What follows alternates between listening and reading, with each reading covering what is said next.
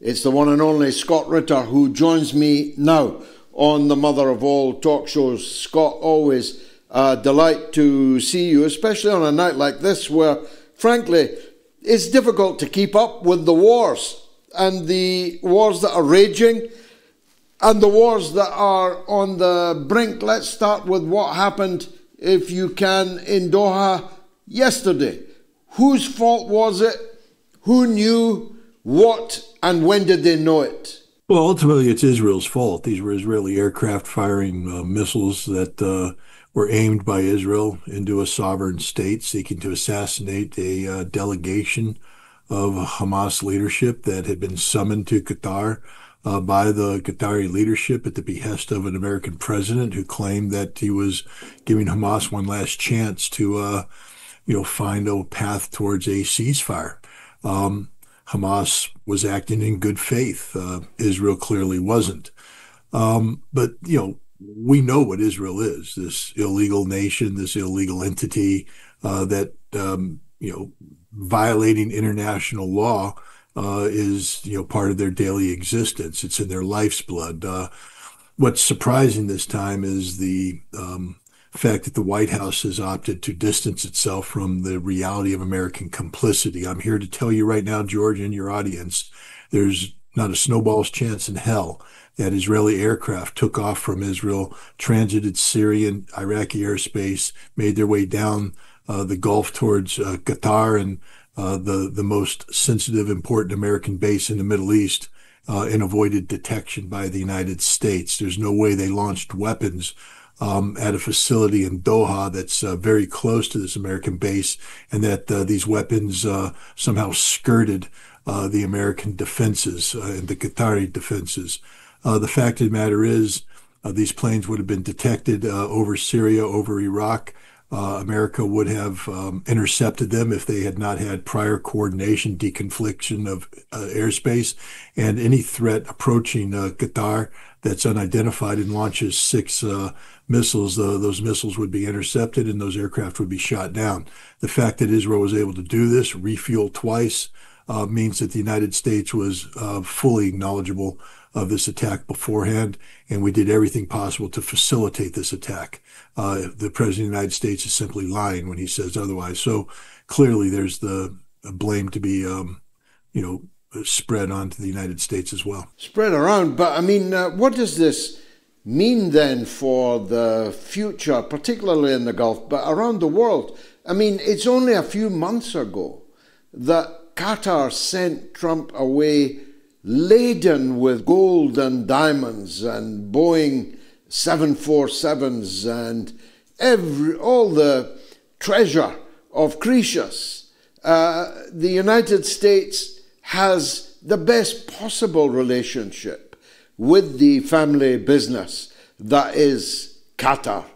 And yet the President of the United States that went off with all that wealth from Qatar stabs Qatar in the back. What does that mean?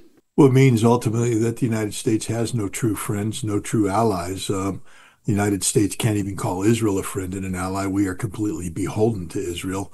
That's not friendship. It's not an alliance. We are subservient to Israel. We subordinate our legitimate national security interests to the whim of this mad genocidal maniac that currently governs in Israel, Benjamin Netanyahu. But what this should be is a lesson to all Gulf Arab states and indeed any nation in the world. The United States is not your friend.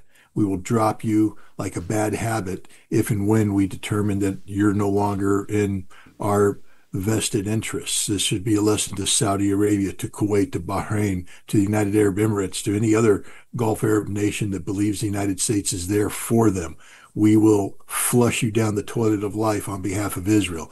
The Israelis aren't even hiding this fact that while President Trump says that no one will ever again be able to attack Qatar, that this act will not be repeated, the Israeli ambassador to the United States is saying, we're going to kill Hamas wherever we find them. We'll do it anytime we want. We don't care what they say. And the reason why he's empowered to say that is he knows the truth. He knows that Donald Trump greenlit this, that Donald Trump facilitated this. This is an act of perfidy. Donald Trump, 2 days prior to the assassination attempt, told Hamas that they needed to to come and participate in this talk. He got the Qatari government to issue the invitation.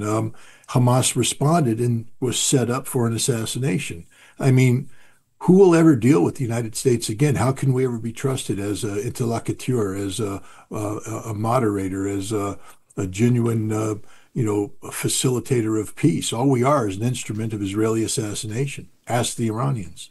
The message then will have been heard in Moscow as well as everywhere else. To what extent is the United States negotiating honestly in any of these theaters? We're not negotiating honestly at all. We deceive. We seek to gain advantage.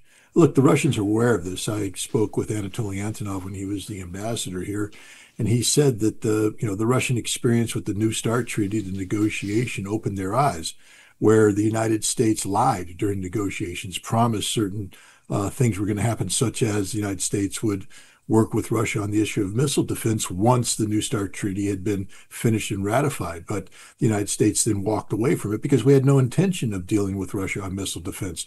We lie, we cheat, we steal. This is what we do. And here we have Russia, trying to enter into some sort of negotiated settlement with the United States. But how can Russia ever trust us? We can give, the Trump administration can give certain assurances to Russia. But what the Russians need to know now and understand now is that the United States will back away from this when it's convenient for the United States to back away from. This is what we do with all arms control treaties. This is what we did with the ABM treaty. This is what we did with the INF treaty. And this is what we're going to do with the New START treaty. It's inconvenient. Therefore, we back away. Our word is meaningless. Our bond is nothing. And of course, the great warmongers, Keir Starmer and Emmanuel Macron, might be gone by the weekend. Paris is in flames, and Keir Starmer's premiership is in flames as a result of Peter Mandelson and 100 other things. So it's not looking great for Zelensky. If he was hoping for a European Foreign Legion, a kind of beau geste affair coming out of France and England, well, he probably now knows that neither of these political leaders actually has the strength to deliver anything at all to the war front. Would you say? No, I agree with that assessment. This is why what happened yesterday is very important. As you might be aware, there were reports of up to 7 Russian drones crossing into Polish airspace. This has now become a major crisis where Poland has, basically asked for Article 4 protection. The NATO membership is now meeting to talk about how to respond to this act of Russian aggression. But what we know is that this wasn't Russian aggression. What we know is that this was a Ukrainian electronic warfare operation that has been orchestrated by NATO.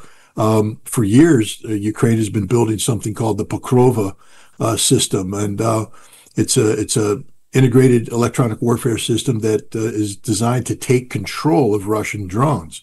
First, it was done to crash the drones. Then it was done to retarget the drones into Russia. Over the past several months, 100 Russian drones have been taken over by the Ukrainians and sent back into Russia. We know this. The Ukrainians admit it.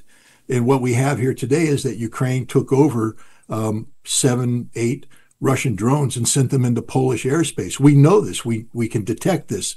NATO knows this. This is a false flag operation by the Ukrainians designed in an act of desperation to get NATO to intervene. I'm hopeful that the President of the United States will be fully briefed on Pokrova, on the electronic warfare situation, shown the intelligence that shows that these drones were captured by the Ukrainians and redirected by the Ukrainians. But what we're going to see now is increasing acts of desperation by Ukraine designed to create provocations that will lure Europe into their losing conflict with Russia. It's a very dangerous situation right now.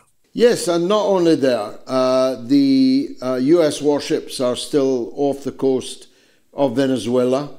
The bogus casus belli of the drug trafficking boat that Trump boastfully showed in the Oval Office turned out to be a little local fishing boat with not enough engine power on board to get out of Venezuelan waters, never mind into American waters. It had 11 men on it, which would have been 11 bags of cocaine if it truly had been a drug trafficking boat. Venezuela is becoming fully mobilized and armed. China, which recently made a huge investment in Venezuelan oil, is warning the US against an invasion. Is this just a blind from Trump? Has he got a plan to attack somewhere else? Or is he really going for it in Venezuela? Sadly, I think Donald Trump is really going for it in Venezuela. As we speak, there is a draft of a national security strategy document on the new Secretary of War's desk. And this document basically says that the United States will be disengaging from Europe, the Middle East, and lowering its profile in the Pacific for almost a singular focus on Fortress America, on defending the Western Hemisphere. And a key element of this is to bring Venezuela under our control. We've seen Secretary of State Marco Rubio, go out of his way to identify Nicolas Maduro, the president of Venezuela, as a narco-terrorist who has been indicted by the Southern District of New York and is nothing more than a fugitive escaping American justice. And while you and I can scoff at this, this is the very argument that was made by the United States in 1989 to invade Panama and remove Manuel Noriega from power, bring him to American courts, put him in jail for life, and he died in prison in 2017. I think the United States right now is fully committed to a regime change operation in Venezuela, one that will incorporate both direct American military action combined with whatever covert resources the CIA and regional intelligence services working at the behest of the CIA can bring to bear in terms of fomenting opposition to Nicolas Maduro. This is a serious operation, and I unfortunately believe it's going to have tragic outcome. Finally, the situation in Nepal was probably not on either your bingo card nor mine, and unless I'm mistaken, in your case, I'm certainly not any kind of expert in Nepal. But I did take a look at some of their most prominent visitors last year, and I discovered that Victoria Nuland, the angel of death, was there right at the end of the Biden administration. Samantha Power. I discovered that George Soros and the whole gang of color revolutionists have all been extremely busy in Nepal. Is that registering anywhere in the US? Because, Trump's supposed to hate George Soros. He frequently threatens to prosecute him. But it turns out they're on the same side in a lot of these places. What do you know about it, Scott? Well, unfortunately, George, you're 100% correct. This wasn't on my bingo card, my geopolitical bingo card. And like you, I'm rapidly trying to come to grips with what has happened, and I'm hesitant to speak out authoritatively about this because I simply don't know what is going on. I have superficial knowledge based upon watching some videos and reading some commentary, but I apologize, but I can't speak to it any more than that. I like you and like your audience, am going to have to go do a deep dig. But the fact that these three, this triumvirate of evil, have paid a visit to Nepal in recent age should be a good place to start to try and unravel what exactly is happening on the ground there. Unraveling Kathmandu. Your military taste buds, though, must have been salivating at the precision and power of the Beijing parade. A parade like none I have ever seen. Anybody thinking about war with China after that really needs their heads examined, no? Oh, absolutely. Look, the discipline that was on display there was impressive. Again, we need to differentiate between a parade ground military and a battlefield military. But the fact of the matter is, discipline is discipline, and the Chinese have discipline in spades. The not just the professionalism of their soldiers, but the equipment that they were carrying, that they were driving, that was on display, shows that China is not a second-rate power. The United States always tends to brag about our ability to take on what we call near-peer opponents. The implication is that America has no peers. I think what we were watching at display in Beijing was a military that is easily the peer of the United States and maybe thinks of the United States as a near peer opponent.